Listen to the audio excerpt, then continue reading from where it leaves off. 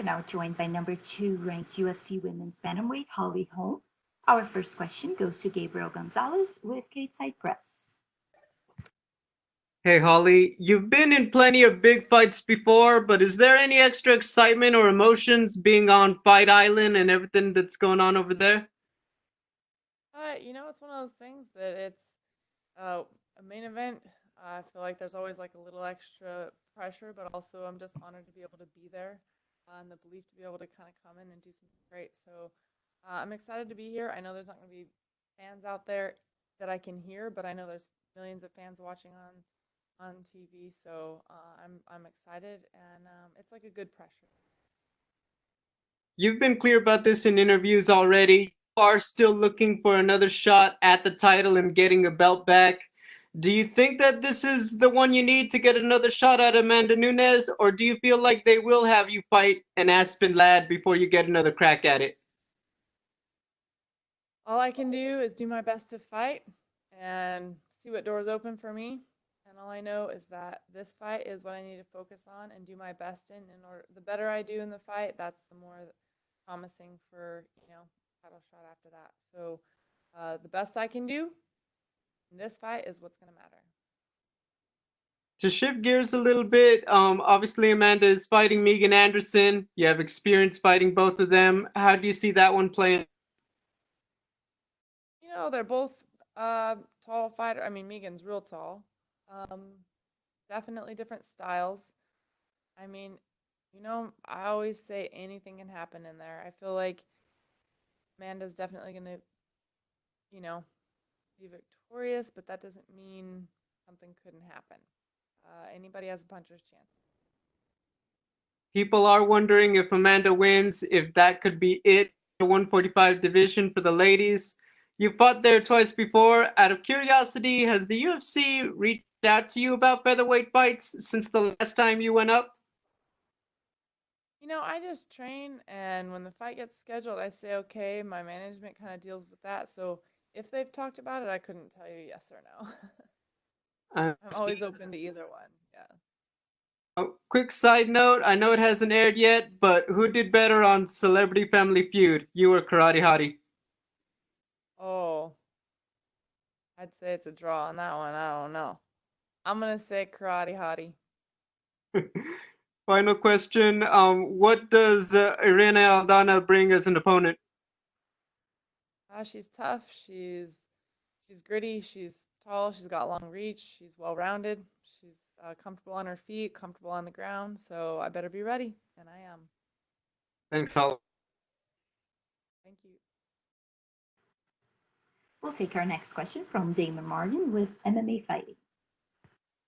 Hey, Holly. Obviously, this fight was originally August, and I know you can't control COVID-19 or anything, but how is that for you? Dealing with basically going through an entire training camp and then having to stop. And then I heard you kind of went to the mountains and just got away from it all, and then coming back to how is that whole process? Because it's kind of a weird thing, basically a 2-month delay and going through essentially 2 different training camps.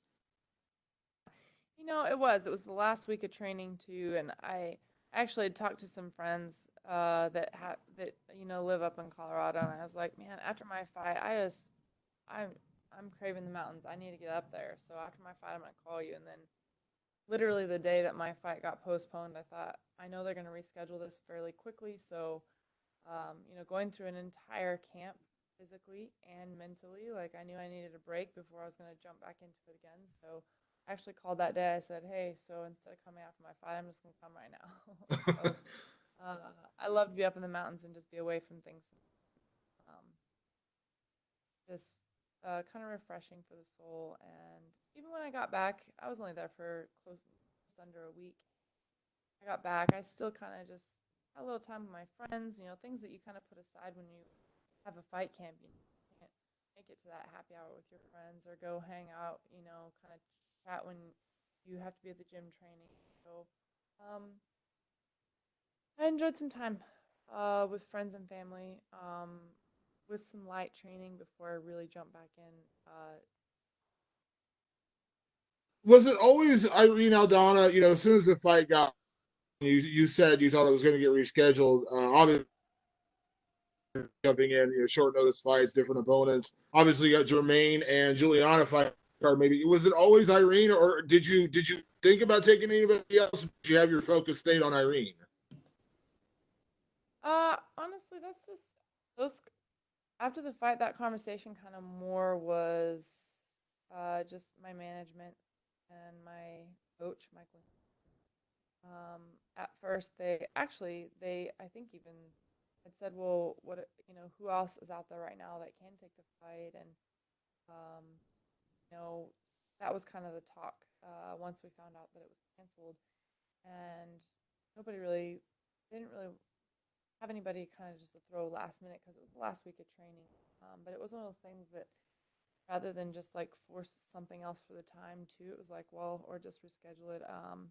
It just kind of was something that was just kind of, well, let's reschedule and fight as is because it's a good match. And Holly, obviously, there's been a lot of talk about Irene potentially title. She can beat you. But even though you're the number 2 ranked fighter in the division, you fought for the title, you've been the champion. It always feels like the spotlight is on you. The headlines are about you because you are the former champion, because you are that ranking. How do you deal with that? I mean, is that something you just learn to embrace? You just kind of let it roll off your shoulders. That there's always going to be that spotlight on you, the expectation on you. Like, how have you learned to deal with that? It honestly gives me heartache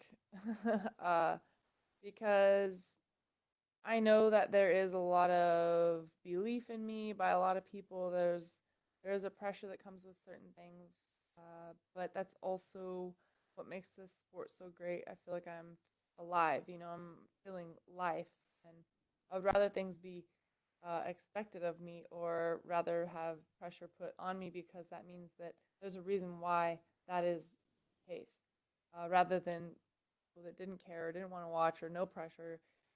So if I had it I wouldn't have it in any other way.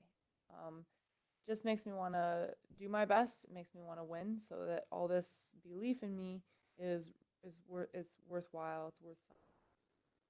And last question, I spoke to your coach, Mike, Nunes fight, and he had said that one thing that separates you from a lot of other fighters is one loss will never define you. One loss will never deter you from your ultimate goal. You're going to get back in there with that same fire, that same hunger every single time. Do you feel like that is a big part of who you are? Coming off that Raquel fight, going into this one, building back towards that title shot. That one loss is never going to knock you off your long-term goal. Because he said that that's a big difference between you and anybody else. You don't get discouraged. You come back even more hungry, even more fired up. Yeah. I've not just in MMA, but in boxing, I've been knocked out cold and had to come back. And if a fighter's never been there, it's definitely probably one of the hardest things to deal with. You start to self-doubt. Am I going to get knocked out again? Am I really that good? There's all these questions that fighters probably don't want to admit that they actually ask them. But it's even to get back in and spar for a while, you're like, oh, okay, yeah, I can actually like spar. I'm all right. Like, kind of build that back up and take a fight. Like, yeah, I believe I can do it. And it's like, am I telling myself I think I can do it, or do I really think I can do it? And there's a lot of demons you can battle in your own mind. And I'm a firm believer in the fact that you can feed yourself whatever motivation you want. If you keep questioning yourself, then it's going to come out in your performance. You don't believe in yourself and you're the one who has to go in there and fight, then how you think you're going to win? You always have to believe you can do it. And if there's ever a time I don't think I can do it, is the day that I need to retire. So, setbacks doesn't necessarily mean that it's done. And a lot of people at this point in my career are like, oh, have you thought about retiring? You had the belt, you lost it, you were already 38, you're old. Like, well, I'm still ranked right up at the top for a reason. And so what I want to keep doing is make that belief. I want people to believe in me. So I need to make the best performance that I can, so that they can see why I'm still doing this, why I'm still passionate about it, and why I believe in myself. Thank you, Holly. We'll take our next set of questions from Hausi Fan with PP Sports. Hardy, how are you doing? How's it going? I'm good, thank you very much. And let's talk about your experience in the Fight Island so far. Was it good? Oh, it's been great. I mean, I think in this life right now, there's a lot of things that are challenging, and for a challenging time, it's definitely been as pleasant as can be. Everybody here has been great. The help has been great. Um, be able to have the opportunity to still fight and have everybody here that has put their hard work together so that we can make this happen. Very thankful for the opportunity. Good, thank you very much. And so, what? Since most of the people are talking about this match and thinking as a title eliminator, so what do you expect from your opponent, especially after her COVID-19 incident? Will that affect her performance?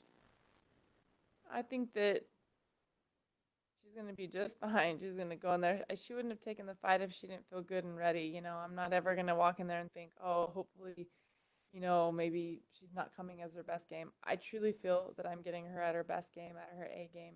So I need to be ready for that, and I am ready for it. Fair enough. So, as the most experienced fighter in the octagon that night, fighting in Abu Dhabi is your first time. The time difference, the cage size, and the temperature, all those factors are different. And there's no gentleman singing a love song to you in the pre-game conference. Will that affect your performance? And how will your experience deal with those issues in order for you to get big W that night? We're all in the same boat. We're all fighting in the middle of those early morning hours. We're all having to be, in a different time zone. We're all having to fight with no fans in the stands. So we're all in the same boat. At the end of the day, when I get in there, it's still me standing across from my opponent. And at that point, I want to win, regardless. Thank you very much. And then October 17th, your birthday is coming up pretty soon. Do you have any celebration plan after you win in this match? Or are you just focusing on this one? Yeah. I actually plan on going on a little weekend trip with my Any more detail you want to share? friends. No, I don't want to tell everybody where I'm going to be. All right, good. So the last question for you is, since you talked about retirement earlier in that questions, beyond UFC, what do you expect you to do in the future? Like another action movie, maybe?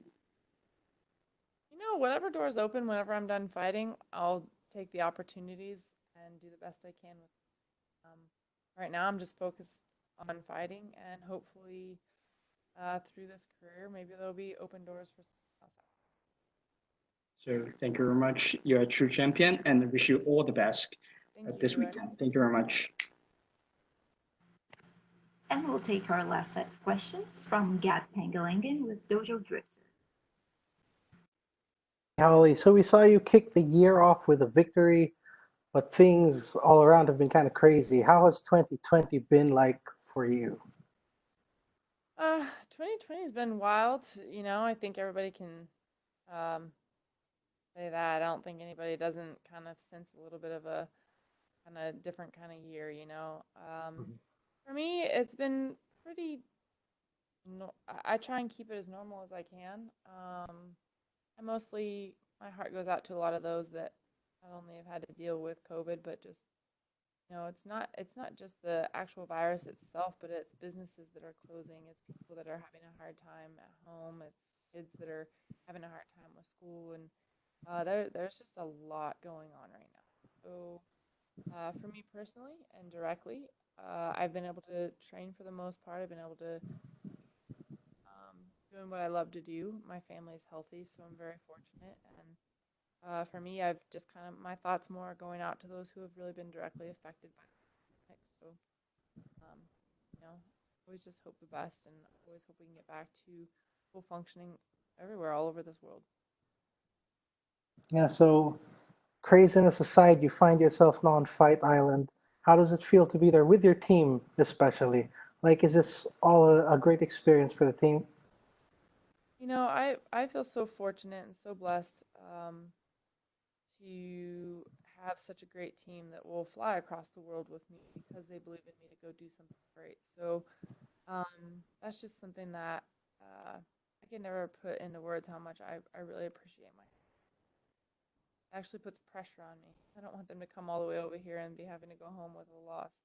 It's pressure in a good way though, because I just want to be able to give back to them what they've given to me. They've given me their knowledge. They've given me their time. So I want to give that victory back to them. I want to make it all worth it. And you mentioned pressure, but I've noticed that you seem to just shrug off pressure like it's just another main event, it's just another fight.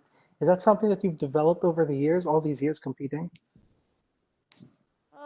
I mean, I get super nervous. I get super anxious for fights. But I think that you have to have a certain personality to be able to kind of go in there and do what we do. Um, you're very vulnerable in there. You're totally exposed in front of millions all over the world, and so it's kind of one of those things that you have to be okay being vulnerable. You have to kind of a liberating feeling walking in there. You got to walk in there and just say you just got to let go. You know what? A lot of pressure here. There's a lot of people watching here, but I'm here. I signed up for it, so you just gotta kind of let it go and do the best you can in those situations. Because you're in moments like that, you're also inches away from greatness. Exciting. So I wouldn't have it any other way. I love to feel that I really live life. It's awesome. And lastly, for me, will we be seeing your famous backflip after this weekend's fight? That means victory, so absolutely. Well, we look forward to that. Best of luck. Thank you for your time. Thank you. That's all the time we have for you today, Holly. Thank you. Thank you.